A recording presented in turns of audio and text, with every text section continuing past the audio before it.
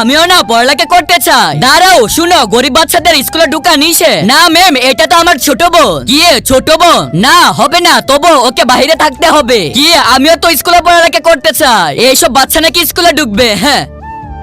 Wow, ছুটি হয়ে গেছে, যাই যাই যাই। আরে বুঝলাম না, চিকু এখন কোথায় চলে গেছে? ম্যাম, আমার বোন না এই জায়গায় বসেছিল। কি, ওকে খুঁজে রাখতে পারো না? তাহলে কেন নিয়ে আসো সাথে করে? হ্যাঁ ম্যাম, ও তো এখন আমি কই খুঁজবো ওকে?